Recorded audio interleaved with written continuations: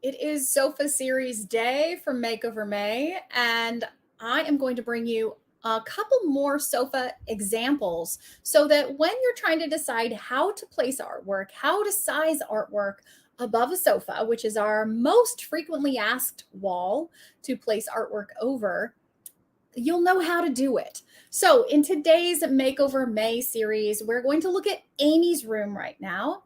And Aimie, actually, before I take a look at Aimie's room, let's take a look at this submission from Kathy. Now, Kathy literally sent this in 5 minutes ago. And as I was closing down, as I was sharing Gina's room view, I realized that Kathy would be another great example because her color palette was just like Gina's.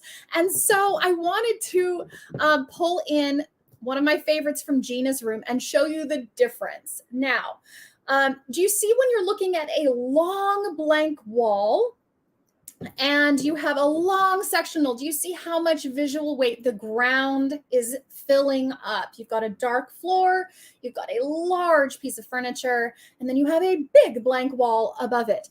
And her ceiling heights are taller than average ceiling heights. So normally when working with a taller than average ceiling height, I recommend either a 40 by 80 over a sectional, depending on the situation, or 30 by 90, which is my normal recommendation for over a large sectional wall.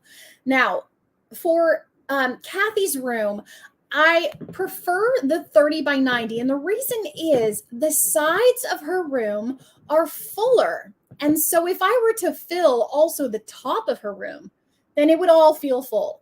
And remember how we talked about breathing room? We want breathing room around the art, and we want breathing room around everything in your space so that all kind of flows and feels that sort of yin and yang. You want that flow, the full and the empty.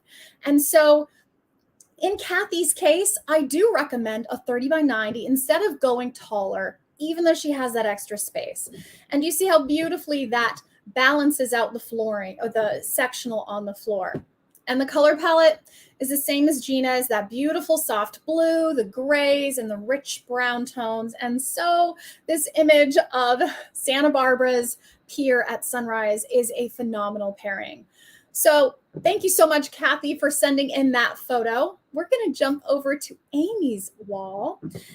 And Aimie is one of our first entries for our Makeover May giveaway. Thank you so much for sending that in so promptly, Aimie. I'm sorry you had to wait so long to see your room preview, but here it is. I wanted to do some special stuff for you today. So Aimie sent in her room view, and she said she was a little bit stumped. She doesn't know what to do with decor. And I can see on her wall, she is sampling out paint color. So I wanted to take this moment to offer a tiny bit of advice to everyone that is dealing with the same scenario. If you have an accent wall, I always recommend taking the paint strip and selecting both colors from the same paint strip. It makes your life so much easier. So if you want your accent wall to be, say, distance, or in her case, I would say it's closer to denim right here.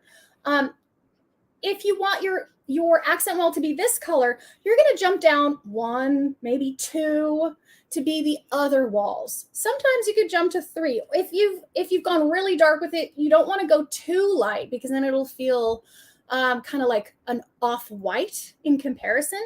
But if you were to go, say, to bracing blue, like this color, you could go down to here and it wouldn't feel too disjointed.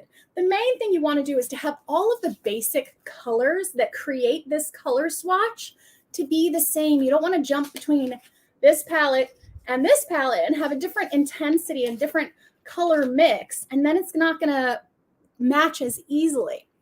So for your room, Aimie, I do suggest playing with the color Bracing Blue, which is Sherwin-Williams, on the other wall. And so I'm going to do a little bit of paint magic for you. Oh, Bracing Blue is the one I take that back. Upward is the one that I want to paint on that wall for you. Now, do you see when you've got Upward, which is, actually Upward is this lighter tone up here. When you have Upward paired with this wall, It doesn't make it feel so contrasty. It's a bit more of a flow. And then the other thing that I recommend is, instead of having such a vibrant blue, which can be really, really hard to work with, toning that down with the one right here, which is the bracing blue that I was talking about for that main accent wall. And let me show you the difference right there. So if we tone it down just a bit, so it's not quite so vibrant, you still get that contrasting feeling and it feels more cohesive. It's so much easier for you to work with your space when you're working off of the same paint swatch. And if we take a look at what she was looking at, it's actually pretty much the color you have sampled on your wall. You've done a good job. So now that we have our paint, let's take a look at the artwork. And the reason I start with paint and sometimes I add in furniture is because it's so much easier for you to see the finished result when we're looking at all of the pieces. Sometimes I had a client yesterday who's working on a waiting room for her doctor's office. And she's like, okay, all of this stuff is going to be gone. And instead, we're going to have 9 chairs in this waiting room. So instead of just randomly placing the art that we think is going to work in the size we think is going to work with a bunch of stuff that's not going to be there, it's so much more effective to take out the stuff that isn't going to be there and to add in the furniture that will be there. And the magic of Photoshop is I can do that virtually. And so I know sometimes it seems like, well, what does the paint have to do with the artwork? But it does, because if we're not looking at the final product in all of the elements, then it's not going to be the right match. We might be off by the color. We might be off by the size if the furniture is changing. And so it's so important to me that we're working with the finished product for you. So let's take a look at some of the pairings for Amy's room. Honolulu Bay has that rich blue color that I think Amy's trying to pull into her space. And Aimie, you have done a great job with this vibrant blue pillow. I think that is the way to play with more of the vibrant colors. In smaller things, it's so much easier to manage. And you see how beautifully when you add this artwork in that has this horizon line of that vibrant blue, but overall it's got more of that dusty blue, like what you've got going on in your rug. It's a lot easier because you can just pull that beautiful, oh my gosh, it looks amazing on that wall. And then you've got this pop of blue, and then you've got this accent of blue, and it all just kind of flows beautifully together. So Honolulu Bay is fantastic in your space. And again, we are looking at a 30 by 90 on her wall. So if we are talking about a sectional wall, and in her case, her sectional is really a 3+8 a chaise lounge. And sectionals, really, the definition of a sectional is a bunch of pieces that in sections that you put together to create a sofa. And so that's always adjustable. That's always changing. That doesn't necessarily mean it's always an L shape. An L-shaped sectional is its own thing. And so when you're working with one long sectional, oftentimes with that chaise, which actually is a lot more visual weight than not having the chaise, the 30 by 90 is always an easy answer. So Honolulu Bay in the 30 by 90 looks beautiful there. And this image is a brand new image. I don't even know if we have a name for it yet. No, we don't. This is from Hawaii, and I'm super in love with this image. This is sunrise, and it's got the green colors that she has. If we zoom in a little bit, you can see. Let me pull it up. There you go. You can see the hillside covered in this beautiful green hill and the palm trees. And honestly, I just want to jump into that photo right now. It's beautiful. And you've got a bit of the seashore with the rocks, which is just fantastic with her space because it's balancing out. Remember in the first video of Makeover May, we talked about how to balance that TV wall. So Aimie, you've done a fantastic job having the accent wall, the wall that the TV is, because the big black box disappears when you paint the wall dark. So good job. You've already done that. The other thing that I like to do is to balance out that darkness, pulling that dark over with the artwork and accessories. You've got a dark ottoman, but I would say bring it a little bit further and have some dark elements on the other side of the room. That looks amazing in there. And let's take a look. Okay, so this is a standard ratio. We were looking at a 3:1, which is a pano shape. And a standard ratio is exactly how it comes out of the camera. And even though the color palette on Blue Steel is amazing in your space, if we were to just have a piece of art that was tall and not as wide as the sofa, it would feel incomplete. It would feel awkwardly like a T. You're just not filling the space. And because you have a sectional all the way across, you really can't fill it with a plant. You can't put a lamp there. There is no way to put something to fill in this too much empty space on the sides, unless possibly you hung a lamp right here. That's the only way you could fill that. So my recommendation is when we're working with a blank canvas like this, where you don't have anything there, I do recommend playing with the 2-to-1 ratio or the 3-to-1 ratio. It's going to be a lot easier for you to balance out that wall. Now, Blue Steel has a secret twin. This is it. And this one does happen to crop into a 2-to-1 ratio. And you can see the difference. It works just lovely with that vibrant wall. Let me shift it so we can see what that would look like when we're a little, it's not just plastered on the wall. Let's get a little bit of a perspective for you. You can see the difference there when we're filling up not the entire width of the sofa, but a little bit more of a correct balance with that sofa. So that works out really well. It's a little bit more intense than I would like to see in her space, which brings us to this one, which does a very similar thing. And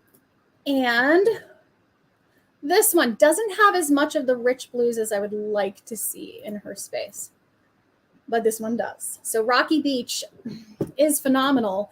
It also pulls in some of those rich browns that you've got in some of the other furniture, and the sofa color, the carpet color, the wall color. I love it when artwork just sort of fades into the wall, or it has the same color as the wall in the art. It's a beautiful way to do it. And it really just all feels cohesive when that happens. And sometimes it happens like this after the fact or in advance, and it just happens to be in there. I love Rocky Beach in your room, Aimie. That might be my favorite. And, oh, I take it back. Backpedal.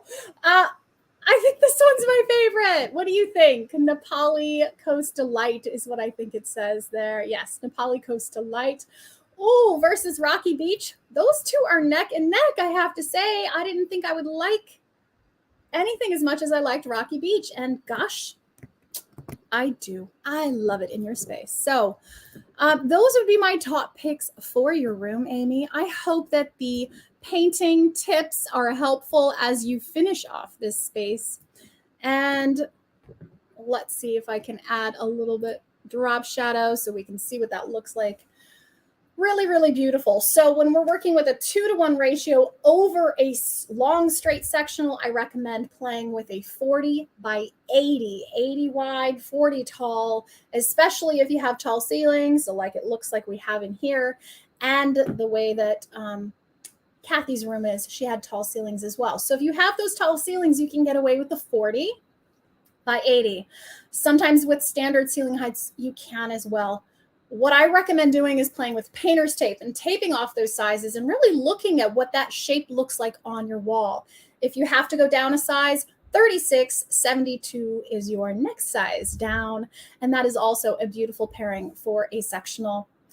And the last size for that sectional would be a 30 by 90 inches wide. And that is what we looked at with Kathy's room right here. It is my tried and true favorite sectional size. Almost every time a 30 by 90 is the sweet spot for me. And in this case, I'm liking the 40 by 80. And if I had to really pick an alternate, it'd be this one. This one's fantastic there in the 30 by 90. But do you see how much emptiness there is above and below? If we kept it at 30, it just is feeling a little too empty. And that's why I'm swinging towards the 2-to-1 ratio of 40 by 80. Thank you so much for joining me for another Makeover May. room view.